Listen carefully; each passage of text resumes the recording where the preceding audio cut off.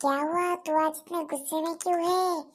भाई मैं क्या बताऊं, मैं आज स्कूल से आकर लंच का खाकर टीवी देख रहा था, पता है? तो इसमें गुस्सा होने वाली कैसी बात है? टीवी में ऐड दिखा रहा था, तो इसलिए तो गुस्सा है। हाँ, इसलिए गुस्सा हूँ। और गुस्सा तो तब बढ़िया जब टीवी में साबुन और फिनाइल का ऐड आने लगा।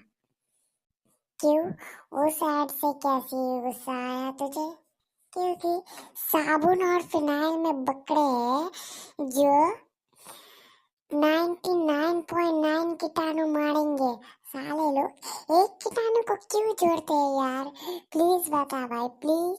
एक कीटाणु को क्यों जोड़ते हैं? एक को भी मार डाल। क्यों खामखा एक कीटाणु को जोड़ रहे बकरे के 99.9 कीटाणु मारे जाएंगे? पब्लिक को पागल बना रहे हैं, हाँ? कूल भाई, कूल कूल